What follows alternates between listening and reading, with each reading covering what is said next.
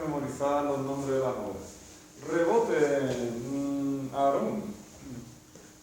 La obra se llama Imagen Mayor. Vale, una opción era Imagines Maiorum, el nombre en latín, como vimos en clase. Otra opción era el Patricio Barberini, que se conoce con los dos nombres. Pues eso valía medio punto. Doña Marta, vamos a ponerlo a usted o en la fila del medio o allá al fondo, donde usted esté más cómodo, ¿vale? Muy bien, 1A, 1B, Cristina. Indica su cronología en la etapa del tiempo y en el siglo I a.C. Siglo I antes de Cristo. La mayoría, en internet, la mayoría de los comentarios le dan esa cronología. Siglo I antes de Cristo. Muy bien. Indica algunas de las características de la obra. María Alcaide, por ejemplo. Nos encontramos una obra de un hombre, de que podemos encontrar en ella una figura masculina en medio a su lado del retrato de busto corto, en lo que se representa la cabeza y el cuello. Los hombres tienen el pelo corto y se representan con exactitud las facciones de su cara. La figura que se encuentra en el centro representa algo de naturaleza. Está pulida y sus superficies son lisas. Es una obra realizada en mano. Vale, en general no está mal. ¿Cómo empezamos el comentario? Es una obra realizada en piedra o mármol, por lo tanto, mediante la técnica del esculpido. Es una estatua, porque es de cuerpo entero, y es una obra de bulto redondo, no es un relieve. Vale. ¿Cuál es el tema? ¿Qué tema representa? Representa a un ciudadano romano, un togado, se llaman así porque llevaba la toga, que lleva dos, ¿qué? Máscaras funerarias exactamente no lleva. Se hacía la máscara funeraria y después un escultor hacía un retrato que, cuidado, María, busto no es lo mismo que bulto. Los retratos de cabeza, incluyendo la parte superior del pecho, se denominan bustos. ¿Vale? Un busto. Bulto redondo se refiere a que no es una obra de relieve, ¿no? Sino que es una obra exenta. Bueno, es un ciudadano romano llevando los bustos de sus dos antepasados. Como ha dicho Aarón, esto responde a una tradición que eran las Imagines Maiorum, o imágenes de los mayores. Cuando fallecía el patricio, se le sacaba una máscara de cera y se le hacía un busto que normalmente se colocaba en el atrio de la casa romana, de la domus, y cuando había un acontecimiento de especial relevancia, político, religioso, de otro tipo, el patricio acudía con las imágenes de sus mayores a esa ceremonia, ¿no? Eso es lo que refleja el tema de la obra. ¿Y qué más se podía decir? Pues que frente a la escultura griega, que es muy idealizada, ¿qué le pasa a esto?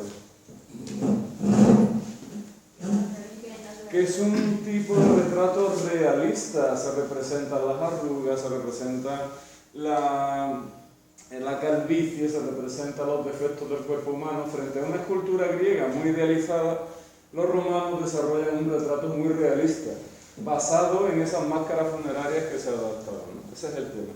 ¿Qué más se puede decir? Bueno, pues si nos fijamos un poquito, presenta contraposto, es decir, el peso del cuerpo está apoyado sobre la pierna derecha, mientras que la izquierda se flexiona. Es realista, los pliegues de la toga son bastante naturalistas o realistas, ¿de acuerdo? Cite otras obras del mismo estilo, doña Violeta. ¿Del mismo estilo qué quiere decir, Violeta? Del estilo romano. Arte romano. Pompeyo, Antígono Bruto, retrato de Julio César, imagen probada para Augusto, Augusto de Prima Porta, Claudio Heroizado, Caracalla, Marco Aurelio y los tetrarcas. Muy bien. No dice obras escultóricas, con lo cual, si quiero que puedo también después empezar con arquitectura, ¿por qué no? Bueno, cada pregunta vale medio punto. Si está estupendo, pues medio punto, si no, pues va restando. Imagen 1B, por ejemplo, Javi. Yo he puesto que el nombre de la obra es la Maison Carré. Muy bien, vale Maison Carré, vale casa cuadrada, ¿no? Medio punto. Indique otros tipos de edificios típicos de la ciudad romana. Inés. En la ciudad romana, aparte del centro, podemos encontrar teatros, en la casa cultural, que sería el resultado de los teatros, circos, Teatros, anfiteatros y circos, circos. que serían como un teatro y demás, que son lugares de recreo. Vale. Muy bien.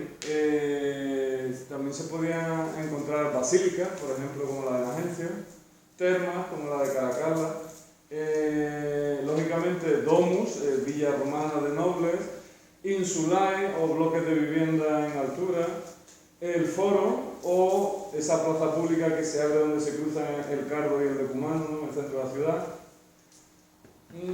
Más tipos de edificios que hayamos visto. Ha dicho, bueno, templo no tiene sentido porque es todo un templo. Los arcos del triunfo. Arcos del triunfo, como el de Tito, Septimio Severo, Constantino. Columnas conmemorativas, como la de Trajano o la columna rostral que conmemora batallas navales. Es decir, cuantas más amplias sean mis respuestas, pues mejor valorada será. Indique su cronología, Nazaret. Su cronología es del siglo I a.C. Siglo I antes de Cristo. Muy bien. Cite alguna de sus características, doña Marta. Pero si las características es decir lo que usted ve. No. Don Álvaro. Es un templo de planta rectangular, el cual por su número de columnas es hexástilo, y lo que lo diferencia del templo griego son los escalones, no están situados en la parte frontal. Bien, pero insuficiente. Empezamos, ¿no? Por eso decía, vamos a intentar seguir un orden en el comentario del templo, porque así no se nos pierden cosas. Es un templo de planta rectangular, muy bien. 1, 2, 3, 4, 5, 6, un templo hexástilo, próstilo y pseudoperíptero. Sus elementos arquitectónicos de la parte inferior a la superior son: no presenta ni estereobato ni estilobato, presenta un podium, sobre él hay unos escalones en la parte frontal.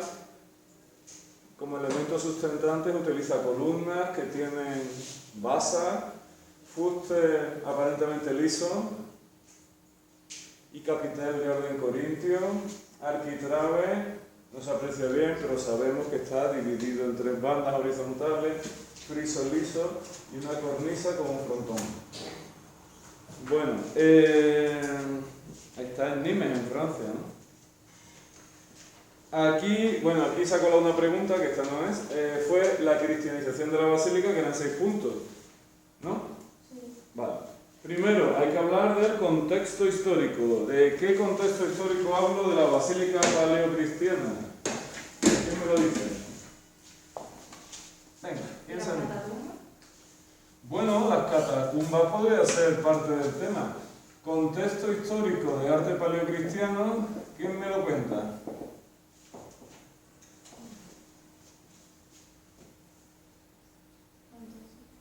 Qué entusiasmo. A ver, Aarón, ¿qué contexto histórico hago del arte paleocristiano? Sobre la religión cristiana. La aparición del cristianismo. Vale, venga, dispara. Lo leo entonces. La religión cristiana surgió como resultado de una serie de cambios producidos en el judaísmo, a raíz de la influencia de Grecia y Roma sobre este, pero sobre todo por el efecto de un profeta llamado Jesús de Nazaret, aproximadamente en el año 0. ¿Ya está? Ese es el contexto. Bueno, ¿se podía mejorar un poquito eso? ¿Realmente el arte paleocristiano en qué contexto nace?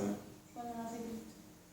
Sí, pero ¿qué civilización había en Europa? La romana, muy bien. Entonces, el arte paleocristiano nace durante el Imperio Romano, exactamente. En un principio, los cristianos van a ser tolerados o perseguidos. Perseguido. Digamos que el arte paleocristiano tiene 2 grandes etapas, ¿no? Hasta el 313, donde los cristianos son perseguidos, con lo cual desarrollan sus reuniones religiosas en las catacumbas, digamos que tienen que ocultarse. y hasta entonces desarrollan una serie de símbolos. Nosotros vimos el buen pastor, los panes y los peces, una serie de simbología. Pero básicamente es una religión que permanece oculta. ¿Cuándo cambia eso? ¿Cuándo cambia eso? 103. En el 313 con el Edicto de Milán. ¿Por qué? Porque el emperador Constantino se convierte al cristianismo. El cristianismo pasa de ser una religión perseguida a una religión oficial o legal. Incluso Constantino y otros emperadores van a ceder basílicas para el culto cristiano. ¿Qué explica eso? Eso explica que un edificio que era romano, que se utilizaba para transacciones comerciales y juicios, pasa a ser usado por los cristianos como un edificio de culto, ¿no? Estamos en el siglo IV después de Cristo. Así que se produce, ¿qué? Una cristianización de la basílica. A partir de ahí venía ya, bueno, ustedes podían hablar. ¿Cuál es el antecedente de la basílica cristiana? O la basílica romana. Nosotros vimos, por ejemplo, la de Magencio en clase, ¿no? La basílica era un edificio de planta rectangular, con un muro circular, etcétera, que se utilizaba para intercambios comerciales. Y ahora los cristianos, ¿qué van a hacer con él? Pues van a añadirle una serie de partes, ¿no? Le añaden una parte pública que se llama un patio a cielo abierto, es el atrio, muy bien. Después le añaden una nave perpendicular al eje principal que se llama nártex. Y dentro del edificio, normalmente, mediante columnas o pilares, se divide en 3 naves. La central suele ser más alta, más ancha, y eso da origen a una serie de ventanas en la parte superior que permiten iluminar el edificio. La cubierta de la nave central suele ser a 2 aguas, la de las laterales a 1 agua. También aparece una nave nueva, perpendicular al eje longitudinal, que es la nave de transepto o crucero, que le da a la basílica una forma de ¿qué? De cruz, que es donde crucificaron a Cristo, con lo cual el edificio se convierte en un símbolo del cristianismo. Más cosas.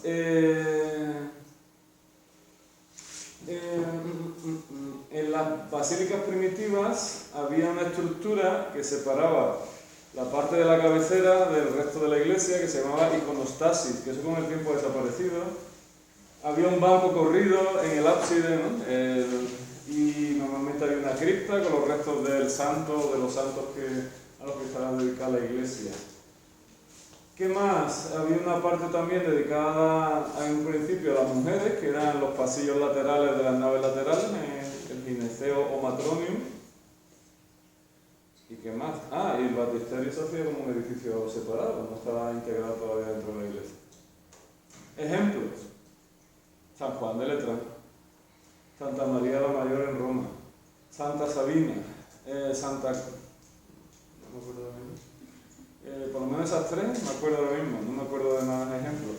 Muy bien, ¿cómo cierro la pregunta? Consecuentes, bueno, eso ya es más difícil, pero bueno, hasta ahí no llegamos. ¿Vale? Si la pregunta se parece a eso, pues bueno, no hay que hacerlo exactamente así, pero si hay contexto histórico, hay antecedentes, está bien desarrollado el tema, pues hasta 6 puntos. 6 más 2 más 2 suman 10. Muy bien, dudas, preguntas y llantos. ¿Quién tiene alguna pregunta sobre su examen? ¿Sí?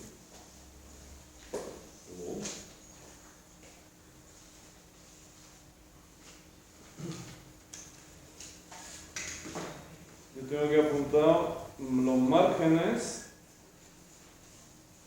es decir, que si ustedes escriben en la hoja, hay que intentar dejar un espacio 1 o 2 centímetros, mejor 2 que 1.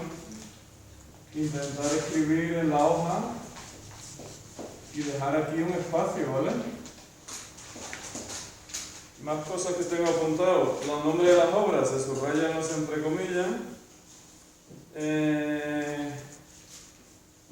La pregunta teórica tiene que tener una estructura en párrafos, que ustedes escriben de continuo y no separan los párrafos.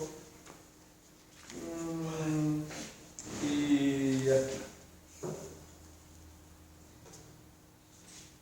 Muy bien. ¿No hay dudas, preguntas ni llantas? No. Pues entonces recogemos los exámenes. Yo le pongo esto aquí y ustedes me lo ponen esto, ¿no?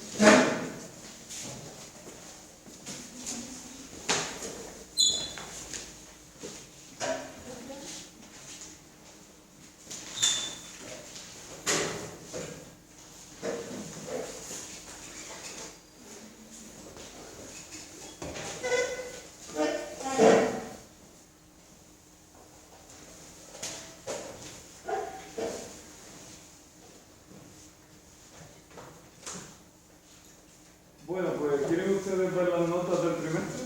Bueno, yo estaba pensando que este miércoles podríamos hacer una práctica de arquitectura romana y les entraría en este trimestre.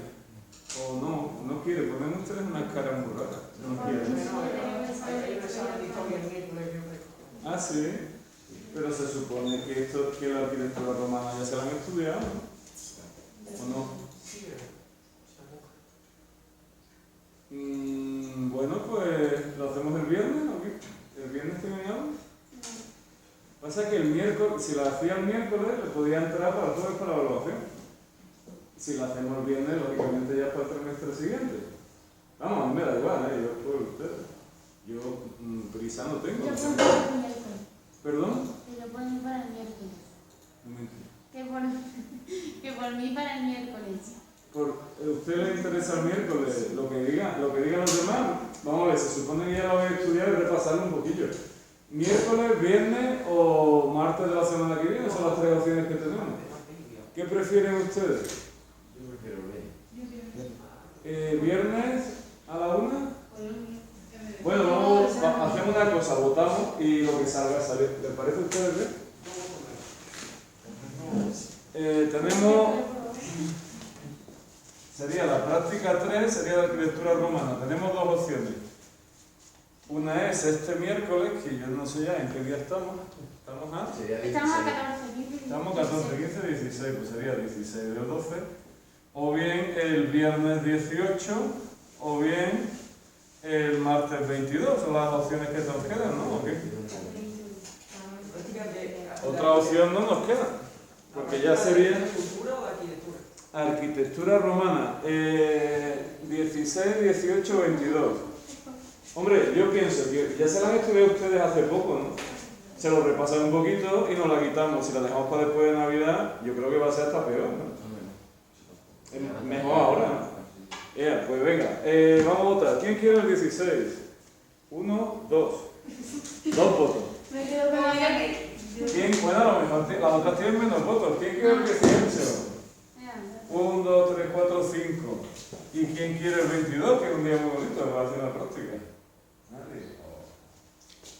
Bueno, pues la práctica la hacemos el viernes. ¿Les parece a ustedes bien? Vale, el viernes haríamos arquitectura romana. Como siempre le pongo 5 imágenes y ustedes tienen que responder unas preguntitas parecidas a estas, ¿vale? Eso quiere decir que ya no da tiempo a que entre la evaluación, así que vamos a ver las notas del trimestre, ¿vale? El miércoles de Victoria no tengo.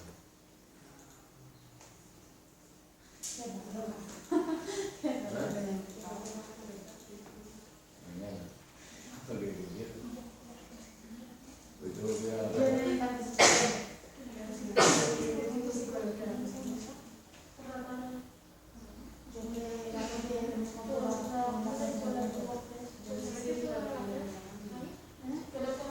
Bueno, como ustedes saben, la nota dijimos que era el 80% de la nota de los exámenes y el 20% de las prácticas. Hemos hecho pues 2 exámenes, el suyo pone S1 porque está dividido, y hemos hecho 2 prácticas. Esta que vamos a hacer sería la tercera práctica. A final de curso, en mayo, la nota final será el 80% de todos los exámenes del curso y el 20% de todas las prácticas. Es decir, aunque ahora pierdan unas décimas, al redondear, esas décimas no se pierden porque van a ir sumando hacia el final del curso, ¿vale? Si a alguien le falta alguna práctica, ahora vamos a poner la fecha de recuperación de enero y de subida de nota. Entonces, si uno quiere hacer lo que le falta, pues lo puede hacer ese día. Pues yo estuve confinado, no puedo hacerlo. Sí, pero si yo no digo que no esté justificado, lo que digo es que ahora ponemos una recuperación para enero.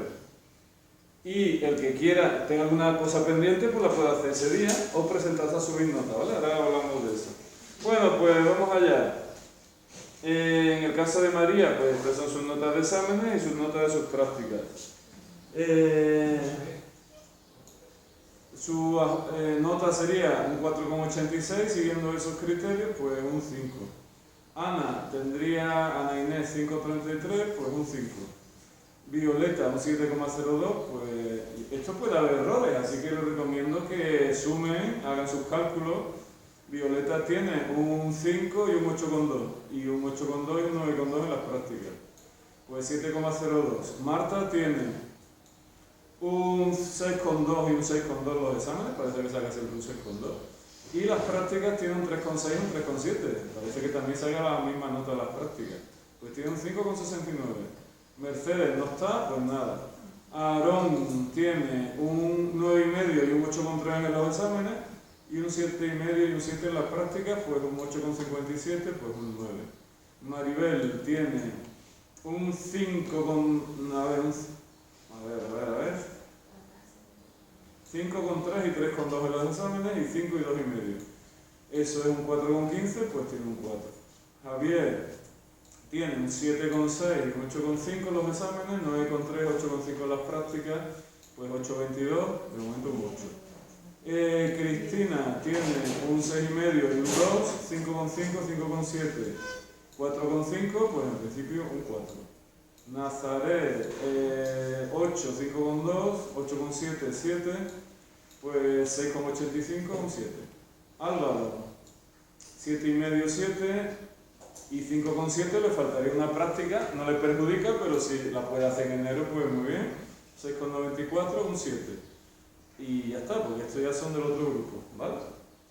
Muy bien, pues ahora ¿qué hacemos? Ponemos una fecha para enero de recuperación y el que quiera subir nota también se puede presentar a subir nota ese día, ¿vale?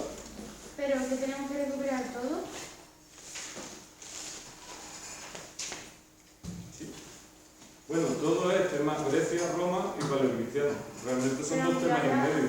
Tampoco es tanto. Aunque lo haya aprobado, por ejemplo, el último examen, ¿tengo que recuperarlo? ¿O cómo? Si has cateado el trimestre, te examinará los contenidos del trimestre, claro.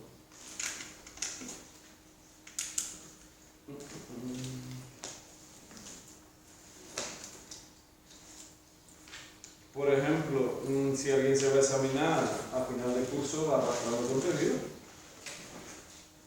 Bueno, pues no tengo boli. ¿Alguien me puede dejar un boli? Después se lo desinfecto y se lo doy. Gracias. Bueno, vamos a poner la fecha del examen de enero. Muchas gracias. Luego se lo desinfecto y se lo doy.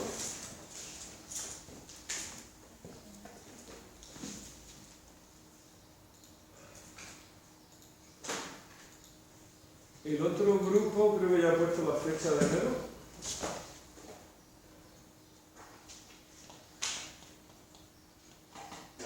El otro grupo ha puesto la recuperación el día 13 de enero, que sería aquí. Nosotros creo que volvemos el 7, ¿puede ser? El 8. Bueno, pues el otro grupo lo ha puesto el 13. ¿La quieren poner ustedes el 12, que es el martes, o no? No lo sé.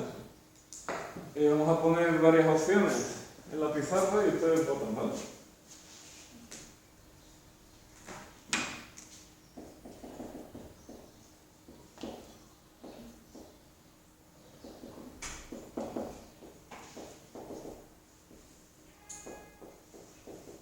¿Qué entraría en el examen? Pues entraría Grecia, Roma y arte paleocristiano, ¿vale? Tampoco es La mucho. práctica que me falta, ¿de qué es? Vamos a poner esto, ¿vale? Después... Ya, pero te digo, como tengo que hacer el mismo día, entonces ¿qué tengo que hacer? Vamos a poner la fecha y luego hablamos de esas cosas. Examen de recuperación y subida de nota, Grecia, Roma y paleocristiano. Opción 1, el 12. Opción 2, el 18. Y opción 3 el 20, por ejemplo.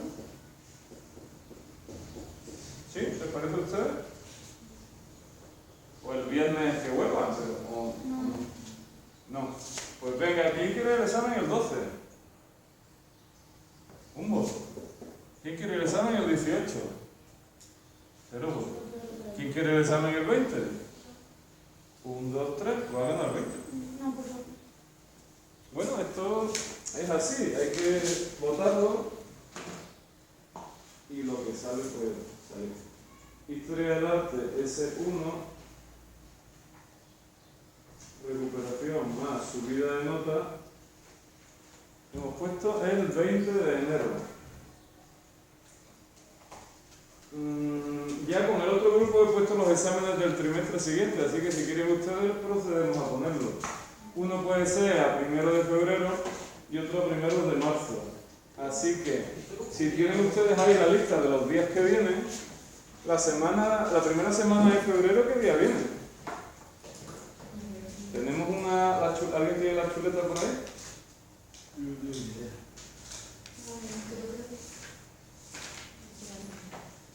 Pues no podemos poner los exámenes, si no sabemos qué día venimos. Sí, venimos en 1. El 1 es fiesta, ¿no? Pues el día que nos El 3 es 5. El otro grupo tiene el examen el 2 de febrero. El 2 de febrero me parece a mí que es San Blas. La fecha está mal puesta. Ustedes lo pueden poner el 5, ¿no? ¿Qué es viernes? ¿Esa semana viene? ¿Lunes, miércoles, viernes? 5 de febrero podría ser una posibilidad. ¿Les parece a ustedes bien? ¿Lo dejamos ahí? Vale, pues 5 de febrero. Y vamos a poner uno a principios de marzo. Por ejemplo, el otro grupo viene el 10, por eso quiere decir que ustedes vienen el 9 de marzo. ¿Les gusta el 9 de marzo?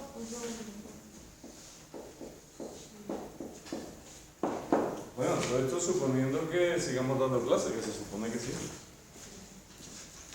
¿Les parece a ustedes bien de fecha para el curso, para el trimestre siguiente? La segunda para ti. El segundo. ¿Saben? ¿Apuesta? El segundo saben que apuesta, que fecha es esto, no apuesto todavía. Claro, pizarra, 9 de marzo.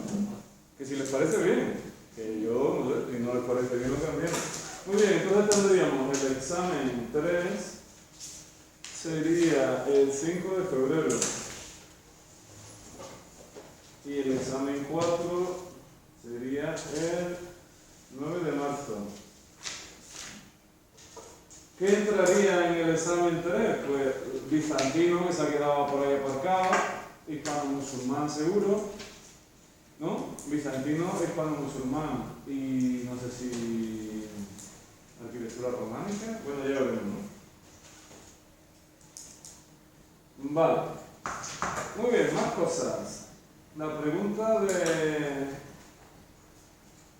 de Álvaro. ¿Qué práctica se le quedó a usted pendiente? Pues hemos hecho dos prácticas, arquitectura romana, arquitectura griega y cultura griega. ¿Cuál hizo usted? Creo que la primera, arquitectura griega. Pues si ha hecho usted la primera, exacto, le falta la segunda. La segunda es cultura griega. Pues si quiere usted, el día de la recuperación, que es el 20 de enero, puede usted hacer la práctica, o si quiere hacer, puede hacer el examen para subir nota. ¿Qué prefiere usted? ¿De todo el trimestre? Eso ya lo tiene que decidir usted. Tengo un 7, lo firmo y hago la práctica. Vale. Muy bien. De todas formas, antes del 20 me dice usted, me lo puede usted decidir otra vez, se puede cambiar. ¿Vale? Muy bien, ¿cómo será el examen? Pues habrá 2 imágenes y una pregunta teórica. Igual que siempre, ¿vale? Bueno, pues ya está. ¿Dudas, preguntas y llantos y quejas? ¿No hay? Oh. Qué raro.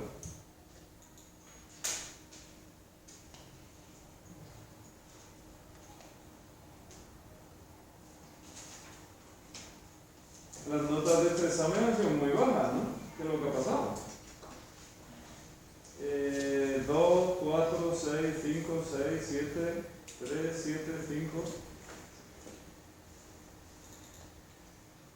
No ha pasado nada. Algo habrá pasado. Pues es que si hacemos 2 exámenes al trimestre y estudias poco para uno, estás cargado la asignatura. ¿No? Cuando haces exámenes muy pequeñitos de un tema, pero te sale uno más, pues bueno, puedes compensar. Pero si haces 2 exámenes al trimestre, pues bueno. De todas formas, ustedes ya saben cómo va la asignatura, saben cuál es la dinámica, saben cómo son los exámenes, saben cómo son las prácticas. Pues ya es cuestión de que vayan organizándose el tiempo mejor. Segundo bachillerato es un curso muy exigente donde hay que dedicarle muchas horas a esto y llevar las cosas bien organizadas y cuesta trabajo, claro que sí, cuesta trabajo. Así que nada, nosotros seguimos para adelante. Tema 5, arte románico. Esto ya lo hemos dado, hemos hecho una introducción al arte románico, no sé si ustedes se acuerdan, el arte románico se dio entre los siglos XI y XIII en Europa Occidental. Decimos que es el primer estilo artístico internacional de toda Europa Occidental.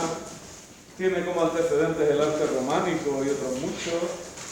Y es un arte asociado al milenarismo, es decir, al pensamiento de que en el año 1000 probablemente se podía acabar el mundo, ¿no? Al apocalipsis. También es un arte asociado a la vida monástica. Se produce una decadencia de las ciudades durante la Edad Media, pero sin embargo se produce una vida muy intensa en las zonas rurales, en los monasterios, ¿no?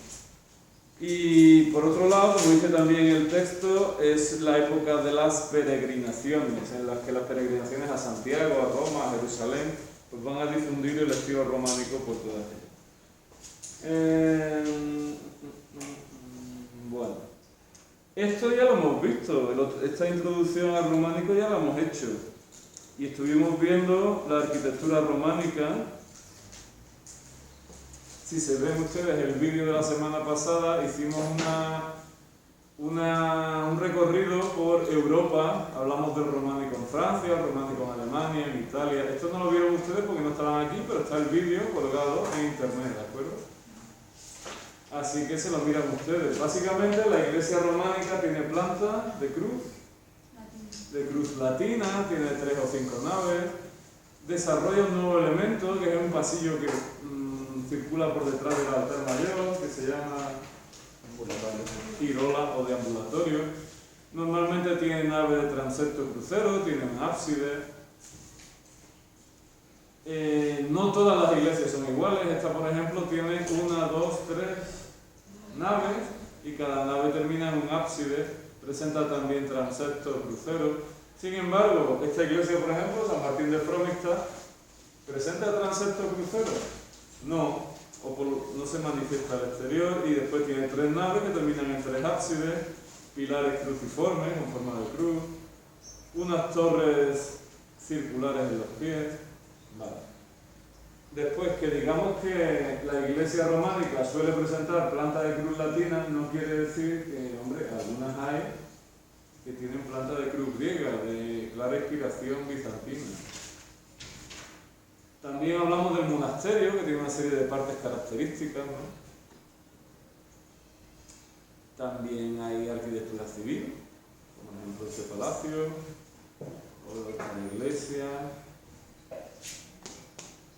También estuvimos hablando, todo esto creo que ya lo hemos visto, que los arcos, hay un predominio del muro sobre el vano, es decir, los interiores románicos suelen ser oscuros. Frente al estilo posterior, que será el gótico. Frente al gótico, que tiene interiores muy elevados y muy luminosos, el románico normalmente genera edificios más bien oscuros.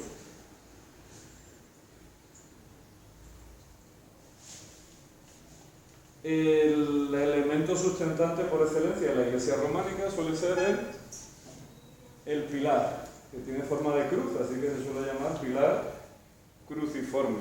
Conforme va evolucionando el románico, cada vez más elementos bajan por el pilar, descienden por el pilar y el pilar se va convirtiendo en un elemento cada vez más complejo. Muy bien. ¿Cuál es el arco típico del románico? El arco de medio punto, muy bien. ¿Cuál es la bóveda típica del románico? La bóveda de cañón. Y cuando se cruzan dos de cañón, se conoce como bóveda de aristas. También vamos a encontrar cúpulas sobre pechinas. Y esta es San Martín de Frómita, que antes la estábamos viendo y que ahora la veremos cuando hablemos del románico en la península ibérica. Aquí vemos la cabecera, vemos sus ábsides, ¿verdad? Aquí vemos los pies de la iglesia, vemos la portada y vemos dos torres circulares. Y cuando una torre se eleva del crucero, en el espacio del crucero, se llama cimborrio. Así que presenta cimborrio. Aquí vemos una cúpula sobre pechina de la Catedral de Zamora. Vale. ¿Cuál es la decoración típica del románico? Pues Dios en majestad o pantocrator. Esto lo hemos visto ya en arte bizantino, ¿no? Dios está sentado sobre un trono, como si fuera un rey. Presenta las Sagradas Escrituras en una mano, con la otra mano bendice al creyente. El románico está asociado al Apocalipsis, al juicio final, así que Dios en majestad va a ser un tema recurrente. ¿Dónde se suelen concentrar la decoración? Pues en las portadas de los edificios románicos. Si nos fijamos, las portadas tienen ya unos nombres característicos, ¿no? Esos arcos que se escriben unos dentro de otros, ¿cómo se llaman? Arquivoltas. Después, el espacio donde recibe decoración se llama ¿cómo? Tímpano. Tímpano. Y después, como pesa, el tímpano suele llevar debajo un elemento que se llama dintel. Y como eso pesa mucho porque es de piedra, el parteluz, y los laterales de la portada se llaman jambas, ¿vale? Así que la fachada, la portada románica tiene esos nombres característicos. Vale. El tema, a partir de aquí, hace un recorrido por Francia, por Italia, por Alemania y por Reino Unido. Realmente en el tema no nos piden eso, pero es verdad que, bueno, ya que lo tenemos ahí, podríamos convertir cada uno de estos países en un parrafito y así mostrar que el románico tiene su personalidad propia en cada país. El románico en Francia pues presenta estas características, en Italia etc. Es más, si ustedes se fijan, dentro de Francia el románico presenta características regionales. Entonces, ¿qué quiere esto decir? Que aunque hablemos del románico como un estilo internacional, es verdad que en cada región el románico presenta sus propias peculiaridades. Si se fijan ustedes, en Borgoña dice aquí que es el posible origen del románico.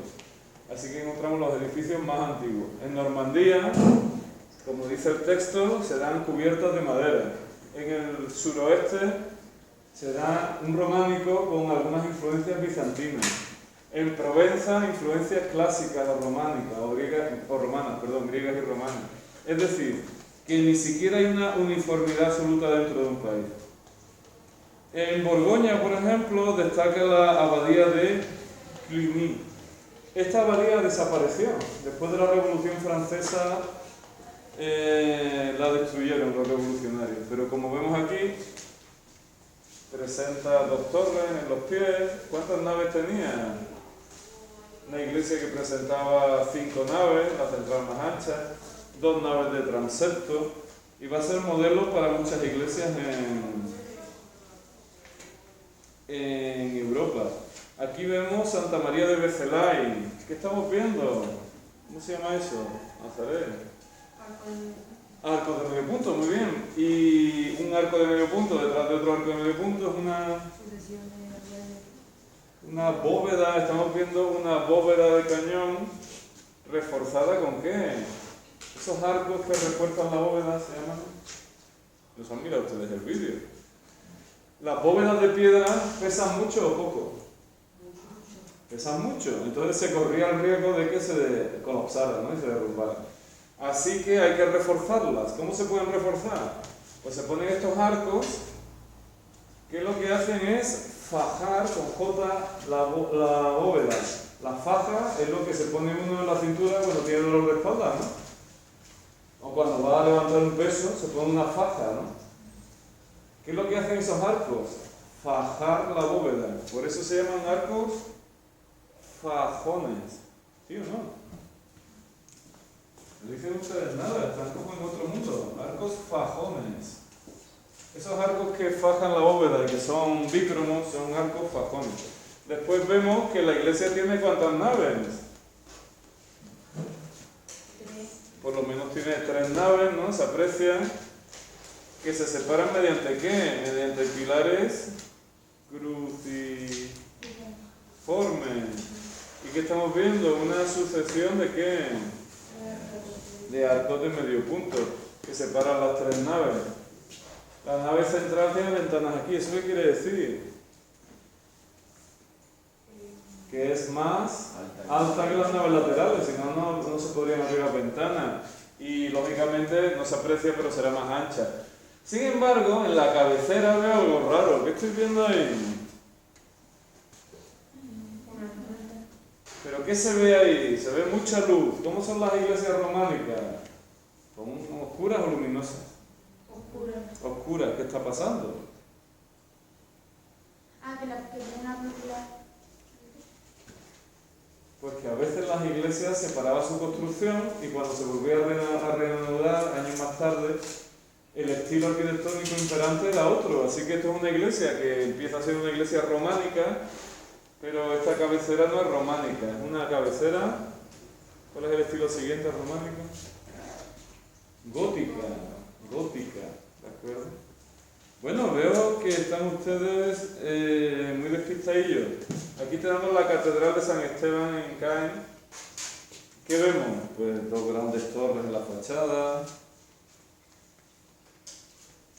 Aquí estamos viendo San Front de Périgord, que es del siglo XII. Y aquí vemos la planta.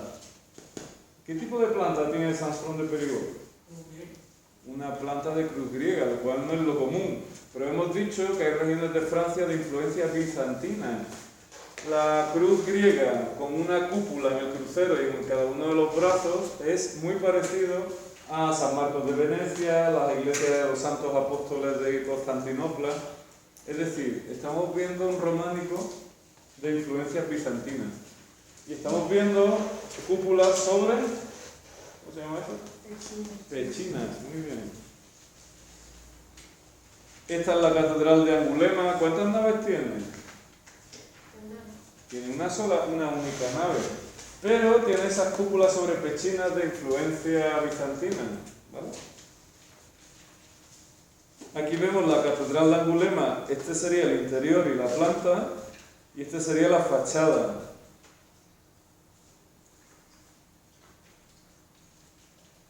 Muy bien, en Provenza decía el tema que era de influencias clásicas. ¿Dónde se ve la influencia clásica aquí? Esto parece un arco del triunfo romano, ¿no? O por lo menos tiene una cierta inspiración.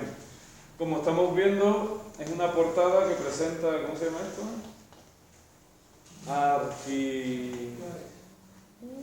Voltas. Tímpano, no se aprecia muy bien, pero se lo adelanto ya. Esto es un tímpano con un pantocrato.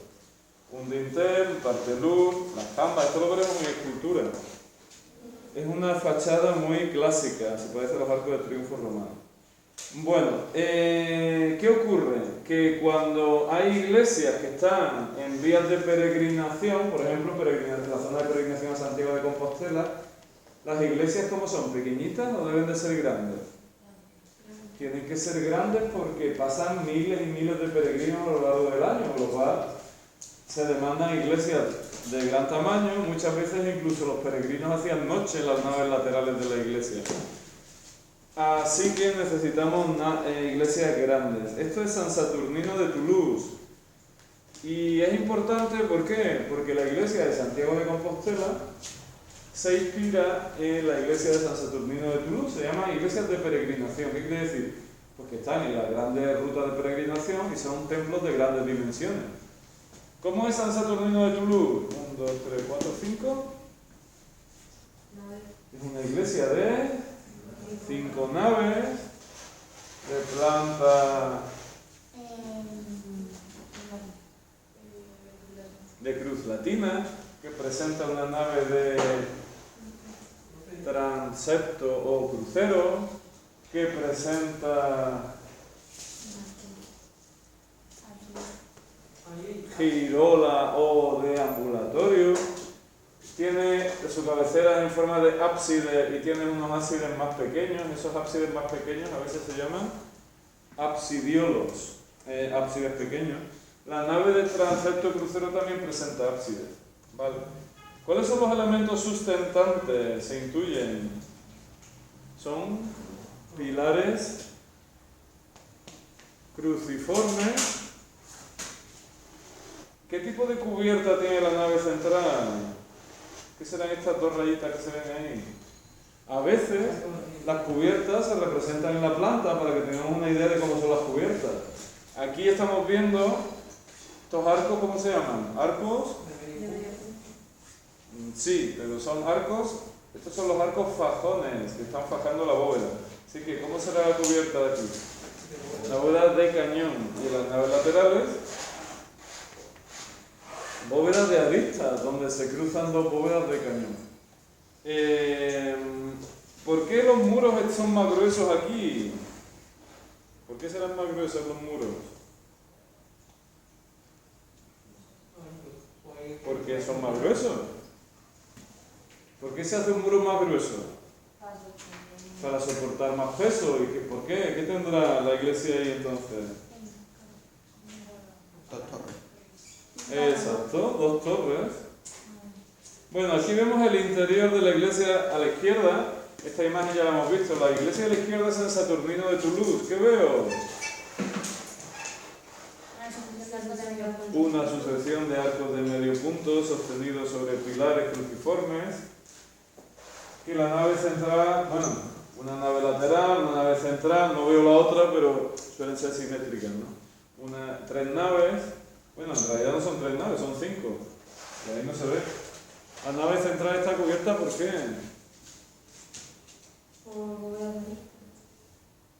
De aristas son los laterales. Esa es una bóveda de cañón que presenta estos arcos, ¿cómo se llaman? Arcos fajones. Muy bien. Bueno, esta es Santa Fe de Conques. ¿Qué parte de la iglesia estamos viendo aquí? ¿Los pies o la cabecera? La cabecera. ¿Esto de aquí qué será? La girola o deambulatorio, el ábside y pequeños absidiolos. Tiene una torre, esto es el cimborrio, tiene una torre en el crucero, ¿vale? Y aquí estoy viendo el interior. Tiene una cúpula, 1, 2, 3, 4, 5, 6, 7, 8. Una cúpula 8, octogonal, sobre trompas. Y veo aquí, ¿qué es lo que estoy viendo? Las bóvedas de cañón, los arcos fajones, una sucesión de arcos de medio punto que separan las naves, un pasillo en las naves laterales que es donde originalmente en las basílicas paleocristianas las mujeres oían misa, el gineceo o matronio. Bueno, eso era Francia. Italia. El conjunto románico más famoso de Italia, ¿cuál es?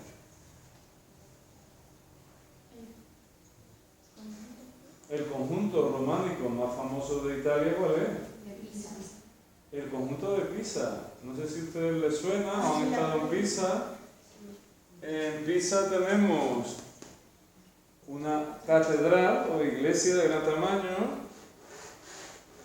un campanario, está torcido, famoso porque está inclinado, y un baptisterio. Durante la etapa paleocristiana y parte del románico, el baptisterio está fuera de la iglesia, es donde se bautizaba a los creyentes. Bueno, esto estaba ya de la semana pasada, así que le echan ustedes un vistazo ¿Por qué? Pues porque ya el miércoles el recorrido por Alemania, Inglaterra, lo dejamos, entendemos que ya se ha hecho y nos metemos en arquitectura románica en España, ¿vale? Mírense ustedes el vídeo.